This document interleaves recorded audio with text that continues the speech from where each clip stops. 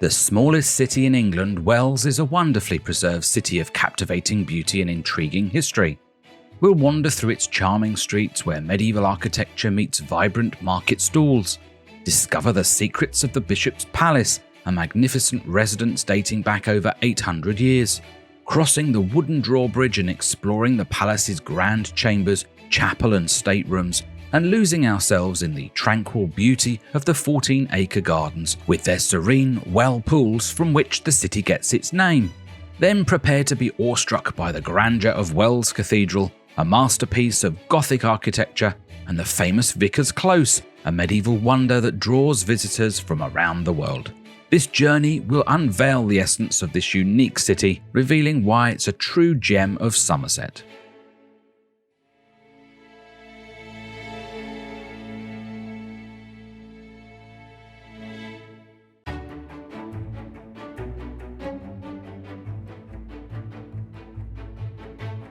The city of Wells is situated in the southwest of England, an hour from Bristol and Bath, 3 hours from London.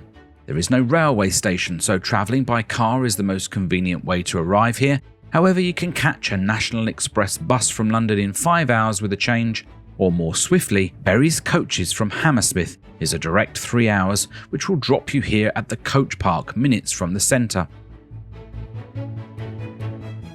We'll start our walk on the corner of St Cuthbert Street and slowly make our way up to the Saturday Market. There are many interesting buildings to look at along the way.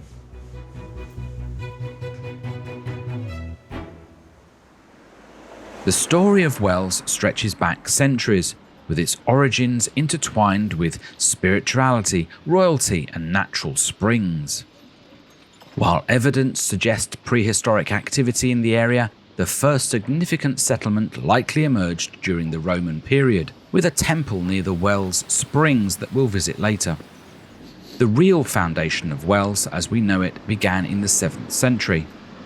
In 704 AD, King Ina of Wessex established a minster church near the springs. This religious centre attracted people and gradually led to the development of a settlement. In 909 AD, Wells became even more prominent when it was designated as the seat of the newly formed Diocese of Wells. A cathedral was built and the city grew around this religious and administrative hub. Before us is St Cuthbert's Church, dating from the 13th century with a 15th century 37-metre tall tower. An impressive structure, sometimes mistaken for the city's cathedral. You may recognise it from the 2007 hit comedy movie Hot Fuzz, shot in the city. Edgar Wright, the director, was born and lived in Wells during his early life. Many locations around the centre were used for scenes in the film. The church's dedication is to St Cuthbert, a 7th century Northumbrian saint, suggesting Saxon origins predating the Norman conquest. This indicates an early Christian presence in the area. It was built in the early English style with characteristic features like lancet windows and pointed arches. Some of the original arcade pillars from this period still survive.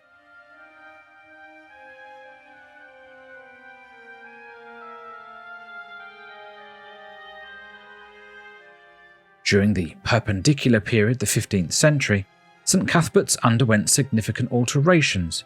The impressive tower, one of the tallest in Somerset, was added, along with the magnificent angel roof in the nave.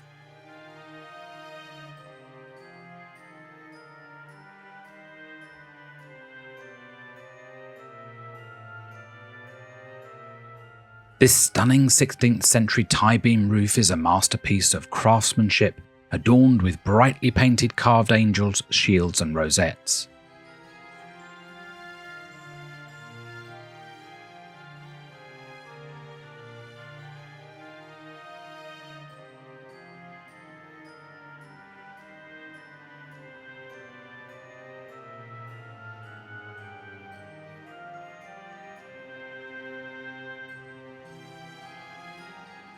In the 19th century, fragments of medieval reredos, altarpieces, were discovered hidden in the walls. These fragments offer a glimpse into the church's pre-Reformation decoration. This is a carved, painted bishop's head with mitre.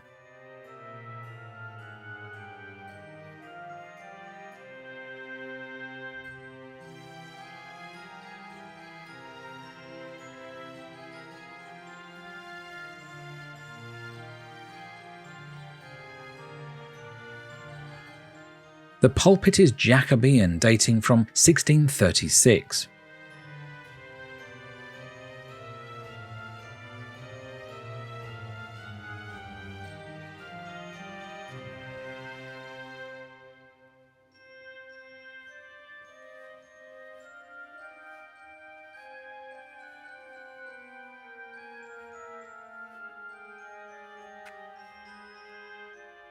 It's a very handsome church, overshadowed by the cathedral, and I am sure it sees far less visitors than it deserves.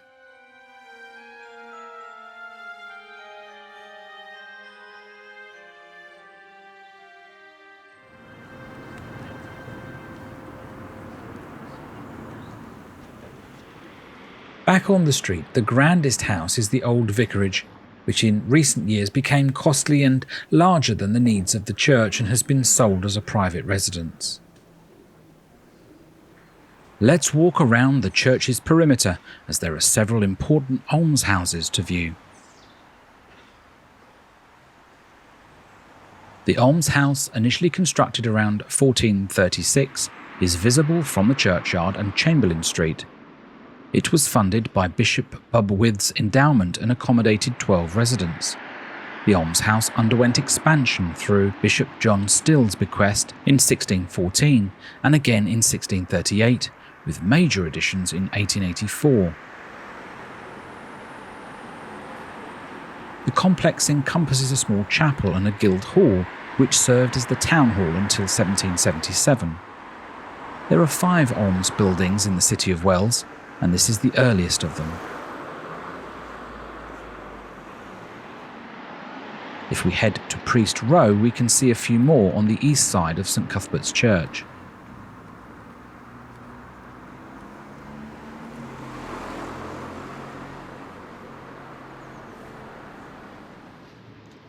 Almshouses were a vital resource for many communities before the welfare state was established. They offered housing, hospital care, medical assistance and emergency supplies to those in need. They continue to be important today, providing affordable housing and additional support, including extra care to people who are unable to find suitable accommodation. Wells has 33 units in the city.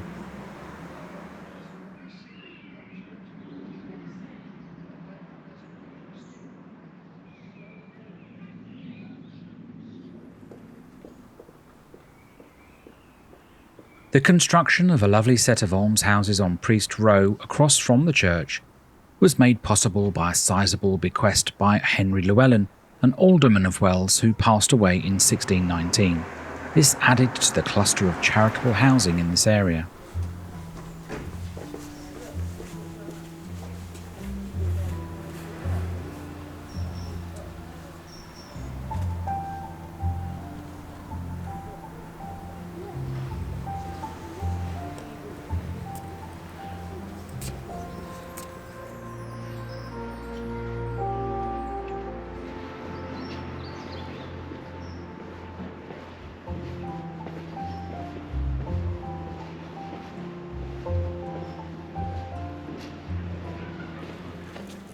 We now make our way up the high street towards Market Place.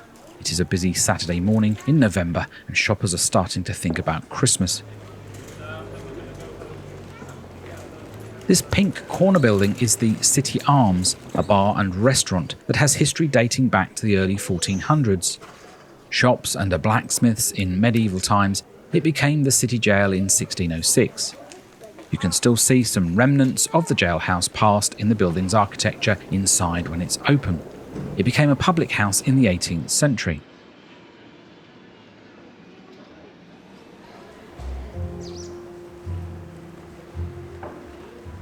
The city's location and the influence of the bishops of Wells and local monasteries such as Glastonbury Abbey played a crucial role in the development of the wool industry.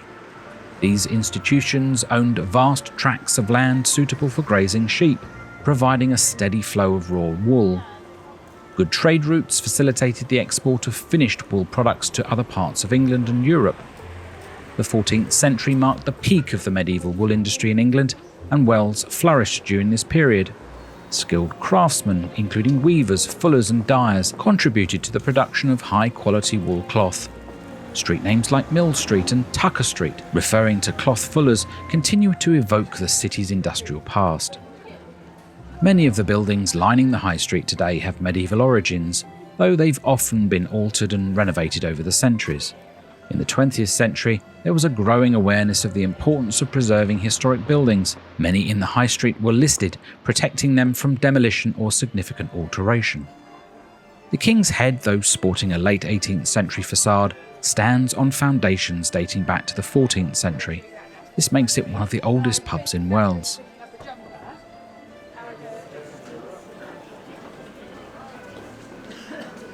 We've made it to the top of the high street and are getting closer to the cathedral and the Bishop's Palace. A Saturday market is in full swing in Market Place, which has been a vibrant centre of the city for centuries, its cobblestones echoing with the footsteps of traders, travellers and town folk throughout history. Granted a market charter in the 12th century, it quickly became a bustling hub of activity. Imagine farmers bringing their livestock and produce, merchants displaying colourful fabrics and spices, and craftsmen showcasing their skills. Today there are 2 markets a week, a farmers' market on Wednesday and a local crafts, flower and food market on a Saturday, with a wonderful array of stalls to entice locals and visitors alike.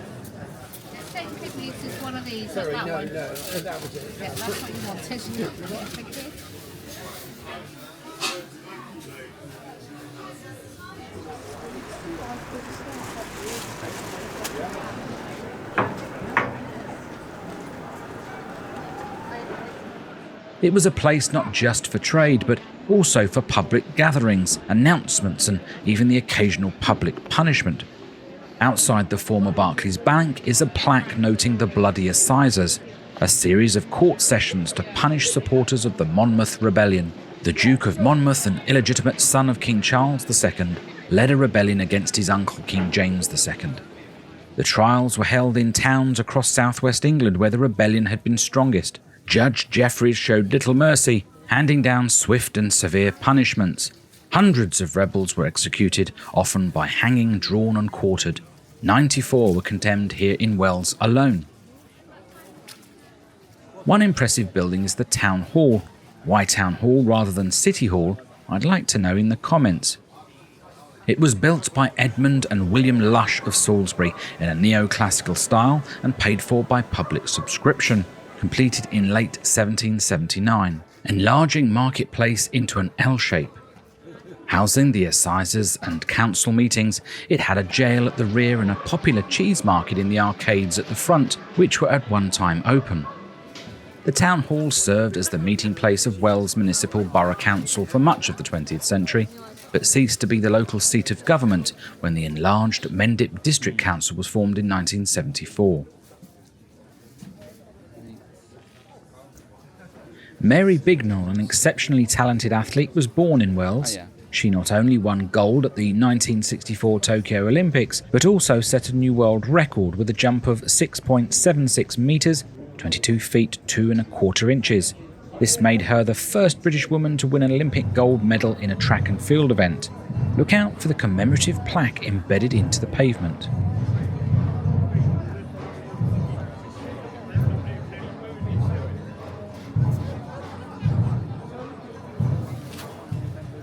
Bishop Beckington planned to build a complete square around Market Place, but only the north side, known as Beckington New Works, was constructed in 1451-52.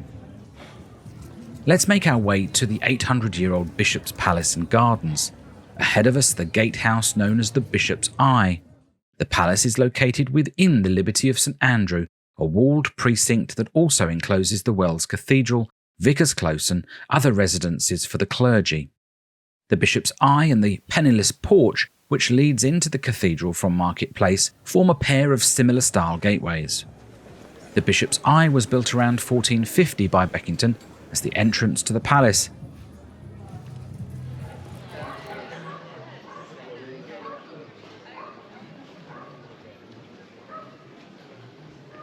As we step through the gateway, you can see the moated gatehouse, the palace green and the northwest bastion. It is a very pretty area and quite a surprise to see in contrast to the busy market.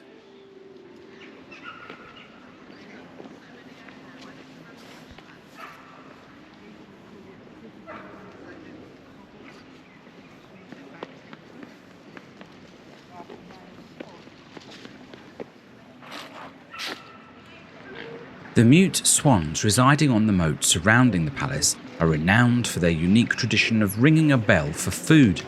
This practice is believed to have originated in the 1850s when a bishop's daughter taught the swans to associate the bell with feeding time.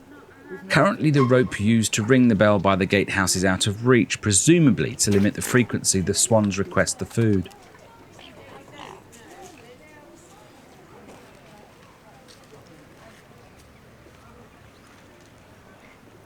The imposing 14th century gatehouse, constructed from local Dalting stone, was built by Bishop Ralph of Shrewsbury, a part of the palace's fortifications. It features 2 octagonal towers flanking the arched gateway and a drawbridge, which would have been raised and lowered over the moat. During the 14th century, a time of plague, famine and political unrest, the gatehouse, with its sturdy walls and portcullis, provided a vital defence for the bishop and his household. It also served as a symbol of his authority and power, a grand and imposing entrance to the palace designed to impress visitors and deter any potential attackers. Before we head inside, let's take a stroll around the moat. This area is completely free to explore and quite delightful.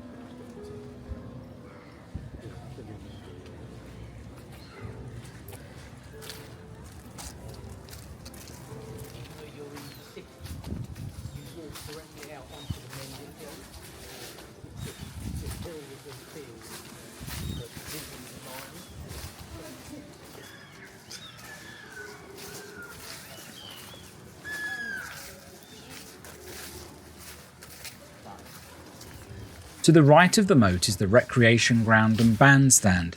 It was here that the famous cricketer W.C. Grace was bowled out for a mere 3 runs in 1867.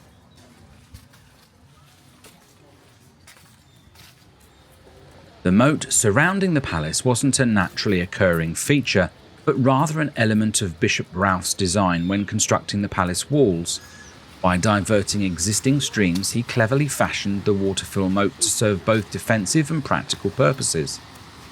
It helped to manage the area's susceptibility to flooding by acting as a reservoir, and its sluice gates controlled water flow, even powering watermills within the town. Today it has become a sanctuary for diverse wildlife, including waterfowl, the bell-ringing swans, kingfishers and otters.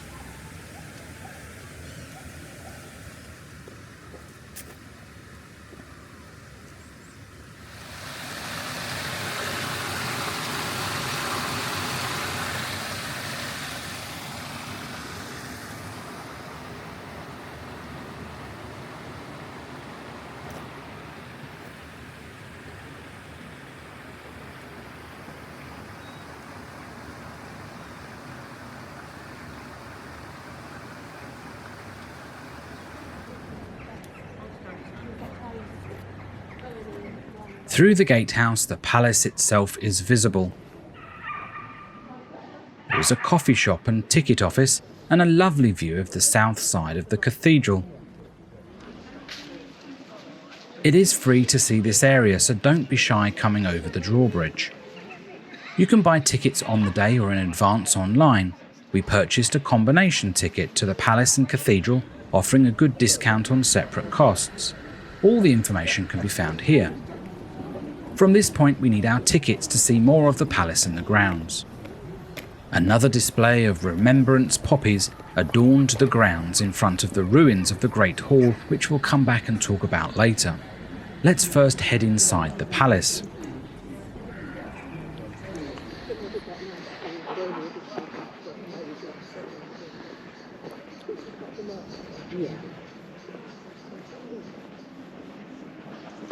Construction began around 1206 under the very first Bishop of Bath and Wells, Jocelyn Trotman, who received a royal licence to build a residence and deer park. The entrance porch is a Victorian addition, just one of a number of changes made to this ancient building in 1846. The entrance to the palace is signified by the bishop's mitre at the top of the porch. The coat of arms belong to the Diocese of Bath and Wells, the keys of St Peter and the sword of St Paul are the arms of Bath Abbey, while the cross of St Andrew belongs to Wells Cathedral.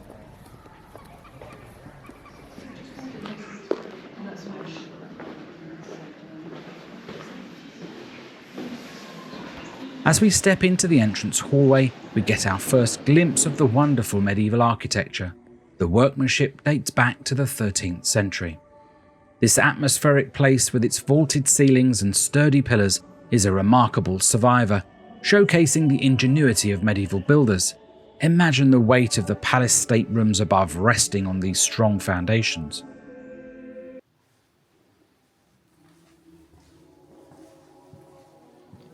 The pillars are Doubtling stone and the floor is a more recent replacement using Purbeck capstone. The undercroft had many uses over the centuries, once partitioned as a wine cellar, coal store and accommodation for servants, but today restored and displayed as a dining room.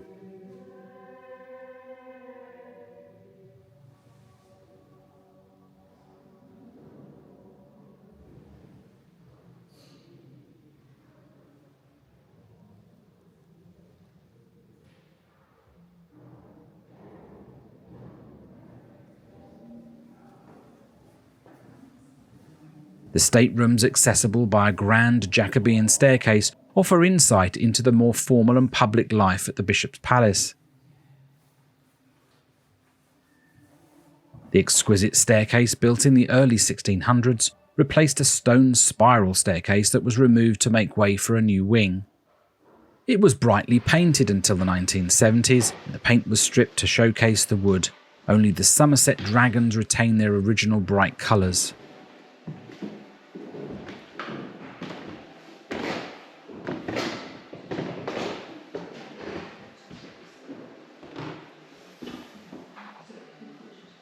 The long gallery, an elegant room with plastered ceiling, large windows and an ornate fireplace, is a highlight of the palace. It stretches along the east side and would have been used for receiving guests, hosting formal gatherings, and even for exercise on rainy days. The palace was damaged during the English Civil War and was used as the royalist headquarters for a time. A period of neglect followed, leaving historical details scarce. In the early 1800s, Bishop Law restored the rooms into a comfortable Georgian residence and began a collection of bishop portraits that continues today.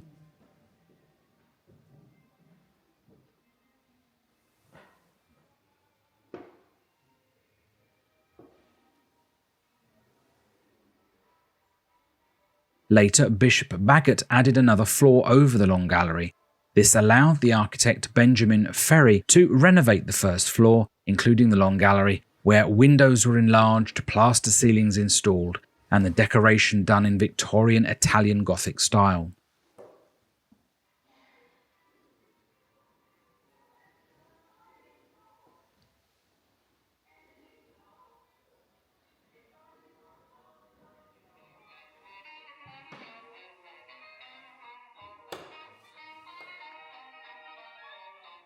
In the 13th century, this room and the next conference room was Bishop Jocelyn's Great Hall with high ceilings and exposed beams. Today, this area is stylized as the study of Bishop Wynne Wilson from 1921 to 37.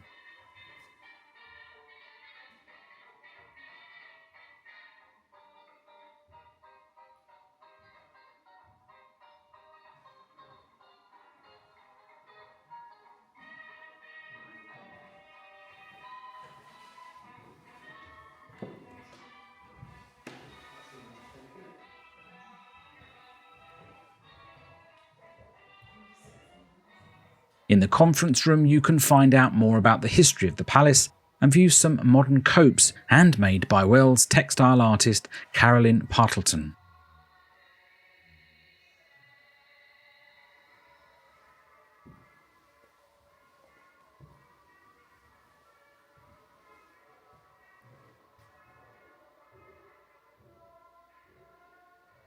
The panel room holds a very special cope. The bishops of Bath and Wells have a long tradition of supporting the sovereign at the coronation going back 9 centuries. This cope was worn at the coronation of King George V, VI, and at Queen Elizabeth II's by Bishop Harold William Bradfield, who chose to have a portrait taken wearing it. It was too fragile to be worn for the coronation of King Charles III, so a new cope was produced.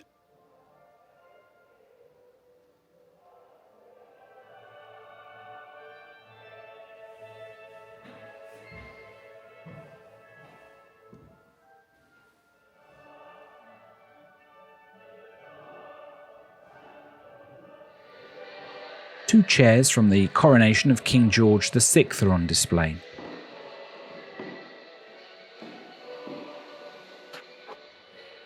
Back downstairs is the chapel, which is accessed from the entrance hall. On the right, notice the remaining spiral staircase. The chapel of the Holy Trinity in St Mark was constructed between 1275 and 92. It was built for Bishop Robert Bernal, who served as Lord Chancellor to King Edward I. This places its construction firmly within the early English decorated Gothic architectural period, which is beautifully reflected in the chapel's design. It boasts exquisite stone tracery in its windows and an intricately carved vaulted ceiling.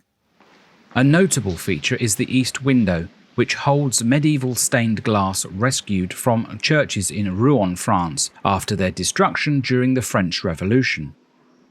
While the chapel has undergone some changes over the centuries, it retains much of its original character. It has served as a place of private worship for the bishops of Bath and Wells and their households for over 700 years. Today it remains a sanctuary of peace and reflection within the palace grounds.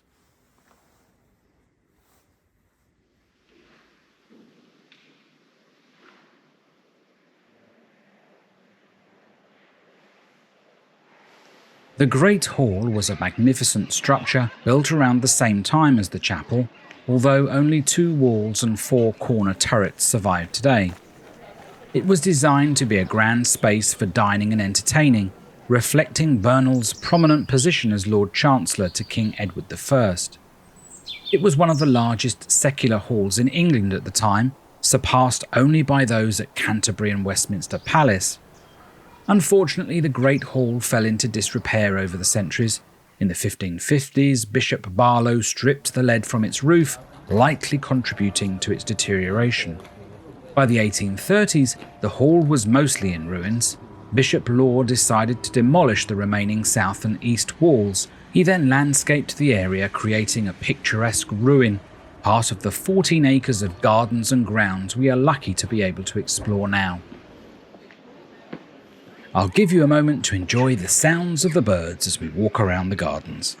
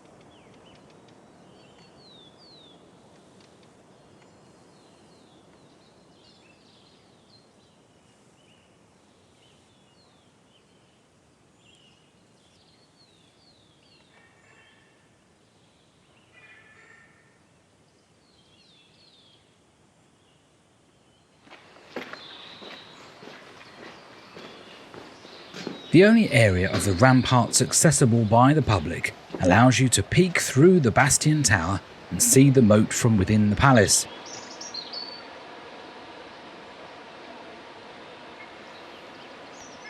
You can also walk along the ramparts from one bastion to another. On a clear day, it's possible to see Glastonbury Tor. Whilst they look impressive, actually at only 90 centimetres thick in places, they would have not really been any good at standing up to an attack. They have, however, saved the palace many a time from flooding.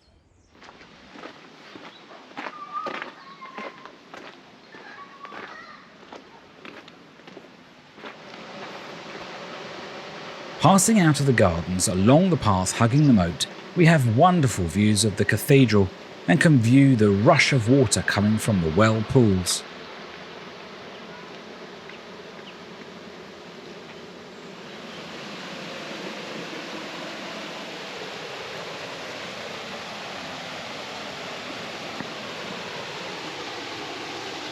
They are believed to be one of the reasons the city was founded, as the springs that feed the pools were a vital source of water for early inhabitants.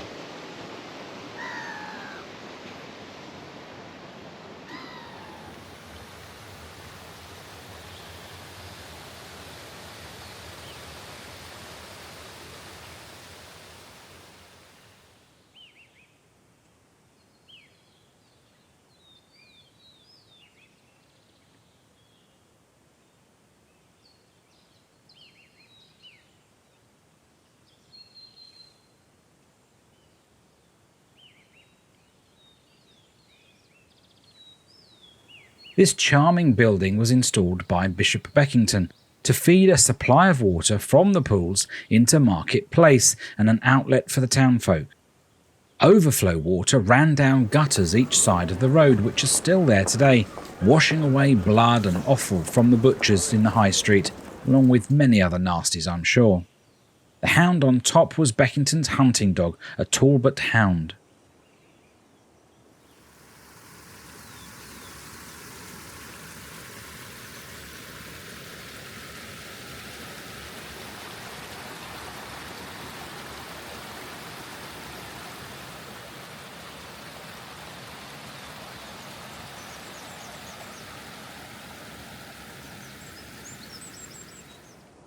This area contains a number of well pools and channels fed by the underground river. These pools feed the moat and overflow water escapes by Sluicegate into the Chilcot stream. After heavy rain, the gardeners sometimes have to manage the amount of water rising up in the pools from the East Mendip Hills, using the sluice gates to avoid flooding. It's a really tranquil and beautiful part of the gardens.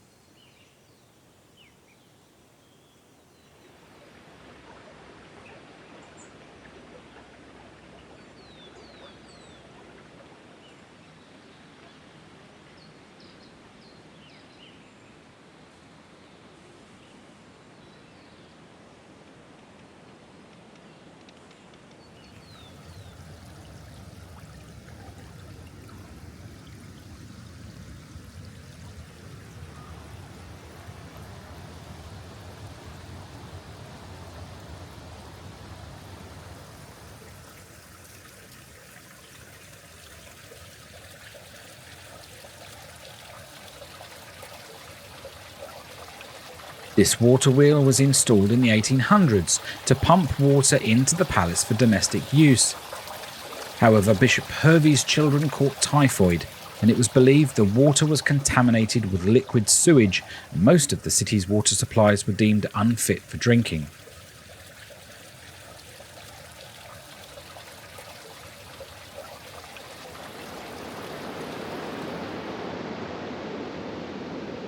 The 14-acre gardens also include allotments, a community garden and an arboretum, so you certainly can spend a number of hours walking around and enjoying the gardens in the palace. It's time for us to move on and make our way to the incredible cathedral here at Wells.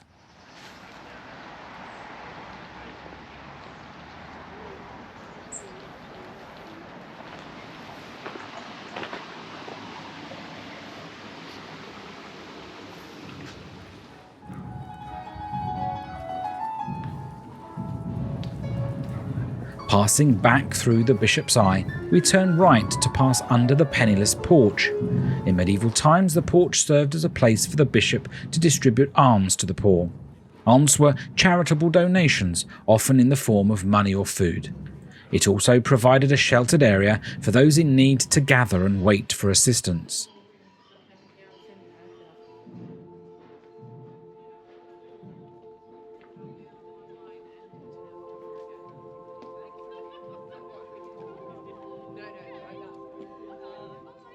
The west front of Wells Cathedral is a monumental example of early English Gothic architecture, standing over 30 metres high and stretching 45 metres wide. Its sheer size dominates the cathedral green, drawing the eye to its intricate design, richly adorned with hundreds of sculptures that bring the stories of the Bible to life. Master mason Thomas Norreys oversaw the construction of this masterpiece, which began around 1230 and took approximately 30 years to complete. 2 towers were added to the west front between 1385 and 1410 in the perpendicular Gothic style.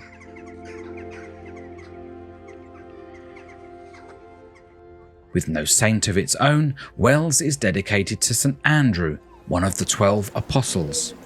Today, the west front of the cathedral stands as a testament to the skill and artistry of medieval craftsmen and continues to inspire awe for those that behold its grandeur. You can find out all the information on visiting the cathedral here. A ticket is needed to visit and can be purchased on the day or in advance online. We have our combined ticket for the Bishop's Palace to allow entry. Let's begin in the cloisters. The first church on the site was built around 705 AD.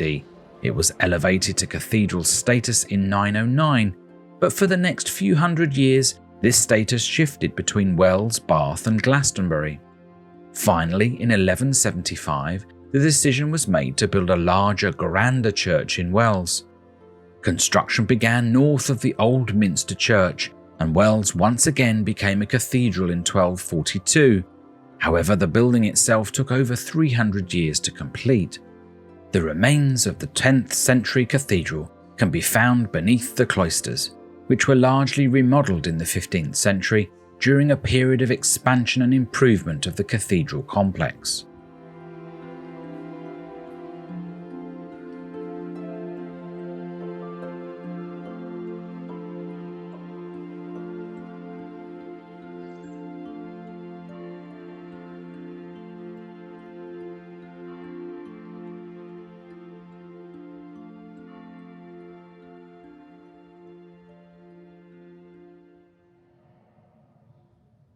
The Bishop's Door, the closest entrance to the Bishop's Palace across the moat, is traditionally and conveniently still used by the Bishop for quick access to the cathedral.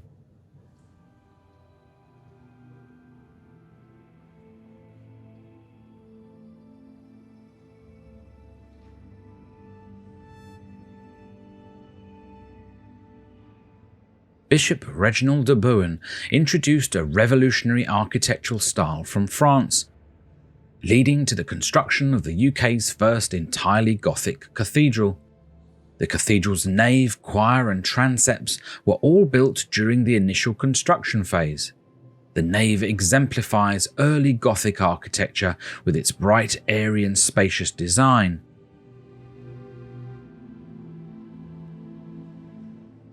The church encompasses all three main phases of Gothic church architecture: Early English, Decorated, and Perpendicular.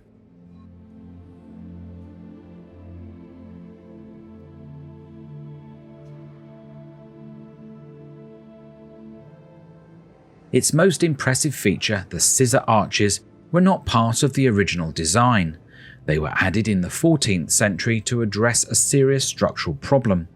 The central tower, built taller than originally planned and possibly with a spire, put immense pressure on the crossing piers, causing cracks and threatening the structure's stability. The scissor arches were an innovative solution to this problem. Their modern appearance surprises many visitors who are often unaware of their true age.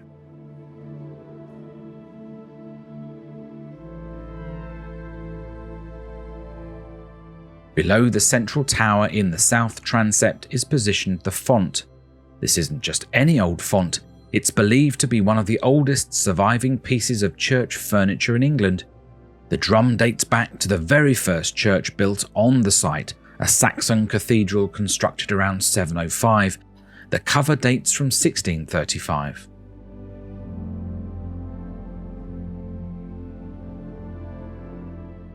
In the north transept is the famous Wells astronomical clock, considered to be the second oldest clock in Britain to survive in its original condition and still in use, the clock at Salisbury Cathedral taking the title. The original works were made about 1390, and whilst the mechanism had to be replaced in 1837, the clock face and decoration are original. When the clock strikes every quarter, jousting knights rush around above the clock and the quarterjack bangs the quarter hours with his heels. The outside clock opposite Vicar's Hall, placed there just over 70 years after, is connected with the mechanism inside. Two knights strike the quarter bells.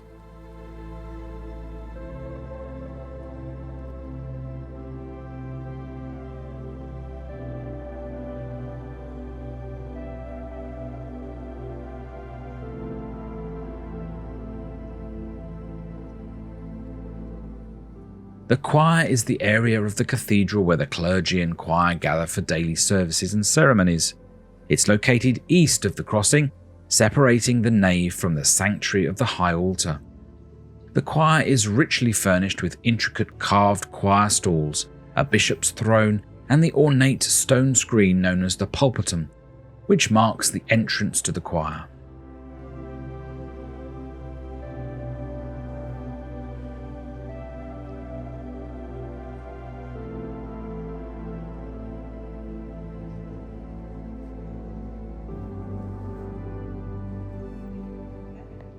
One of the highlights of this area is the Jesse window. It dates from about 1340 and, considering its age, is still remarkably intact. Fortunately, it has survived the ravages of time and British history, narrowly escaping destruction during the English Civil War. The window depicts the Tree of Jesse, a visual representation of Jesus' ancestry. The large quantities of yellow in the glass give it a much admired golden glow.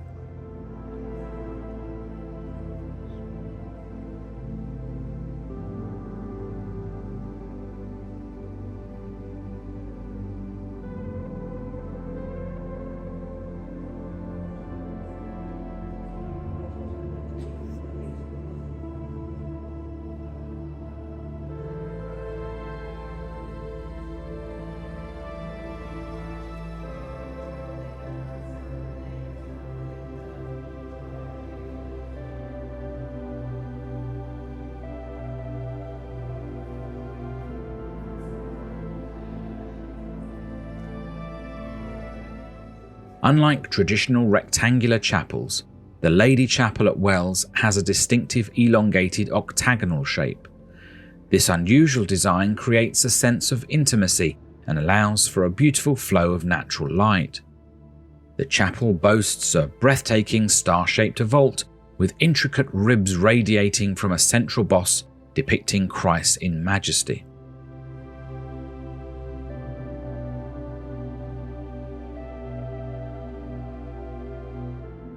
The tomb of Bishop Thomas Beckington is a unique and unsettling example of a transi or memento mori tomb.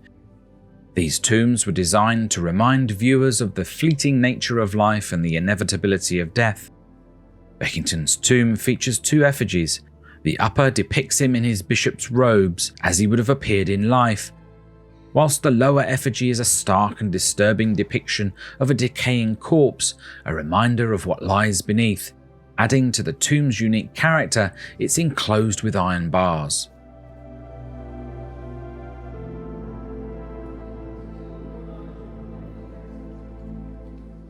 The cathedral's high water table prevented the construction of a traditional underground crypt. Instead, a vaulted chamber called the Undercroft, located beneath the chapter house, served a similar purpose.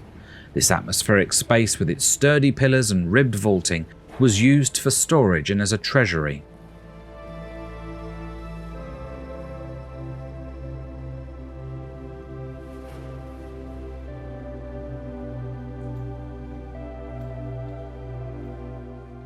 Incredibly well-worn steps trod by countless feet over the centuries lead us up to the impressive chapter house, built in 1306 and considered one of the most beautiful in England.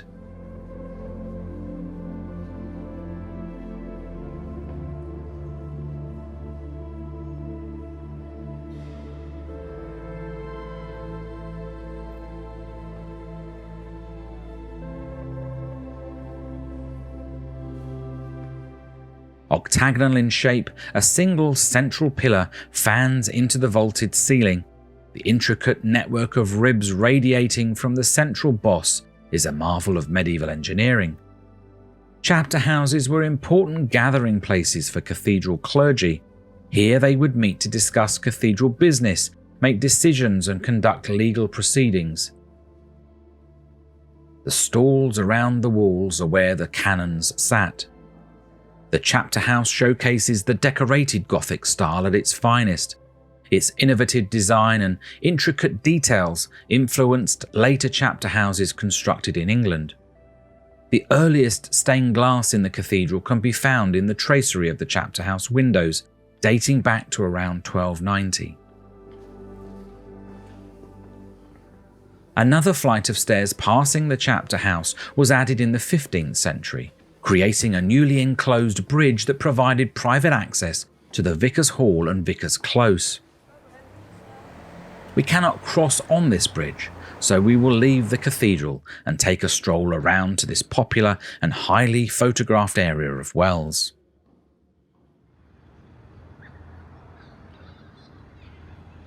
The short walk allows us to see some of the cathedral's exterior architecture that we missed earlier.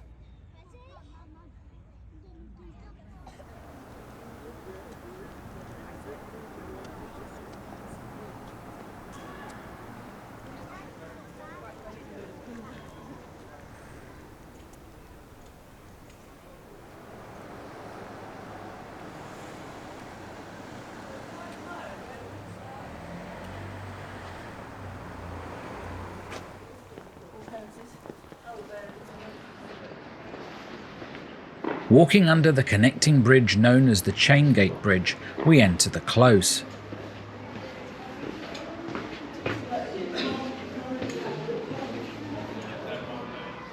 Vicar's Close is Europe's oldest continuously occupied medieval street and houses the Vicars Choral and their successors. Built around 650 years ago, it's the UK's most complete medieval close.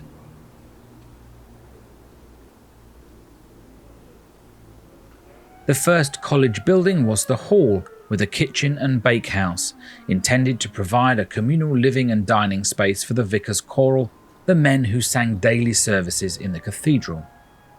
Bishop Ralph ordered 42 houses, one for each Vicar Choral, built in 2 rows extending north from the hall, finished in 1363. The quadrangle was completed in the early 15th century with the chapel at the north end. Each house has a ground floor room with large east and west facing windows, a newel staircase to the upper sleeping room, and a yard with washing facilities and a latrine. A century later, Bishop Beckington found the hall and houses in disrepair and ordered the vicars to maintain them. He built the high-level passage connecting to the hall from the cathedral and the towering chimney shafts within the close.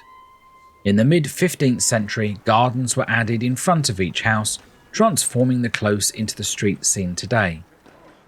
After the Reformation in the 16th century, when clergy were allowed to marry, the Vicar's Hall gradually became less central to the vicars' lives as they established their own households.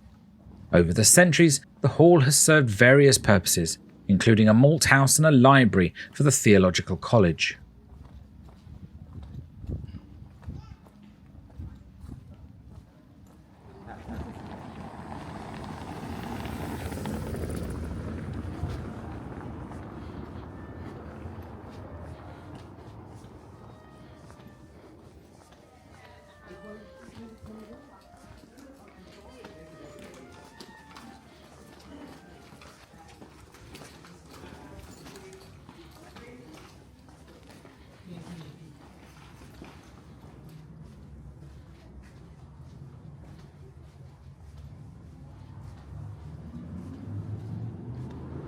Let's make our way down past the Cathedral Green towards Brown's Gatehouse.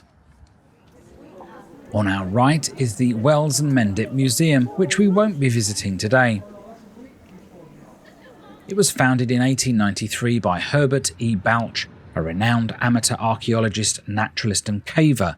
The museum was intended to showcase his extensive collections of historical artifacts and natural specimens.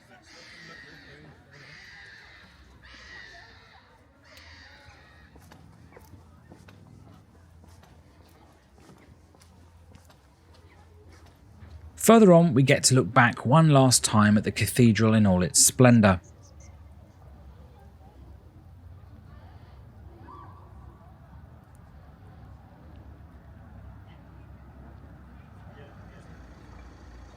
Brown's Gatehouse was added by Beckington in 1451. Its primary purpose was to control access to the cathedral close. Whilst not a fully fledged fortification, the gatehouse would have offered some degree of security. It gets its name from Richard Brown, a shoemaker who was a tenant in an adjacent property in 1553. We are now on Sadler Street, known for its variety of independent shops offering everything from antiques and books to local crafts and produce. It is here we'll also find a couple of inns, the White Hart Hotel, which dates from the 15th century, and further down the equally old Swan Hotel, which offered accommodation to Sergeant Angel in the film Hot Fuzz, but also King Henry VII and Prime Minister Winston Churchill, to name but a few.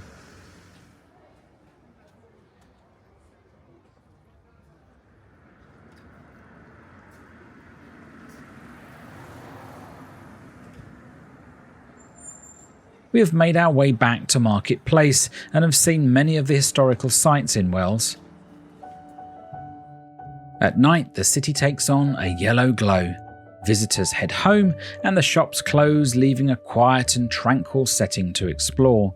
It certainly pays to stay until after dark and enjoy a very different view of the city.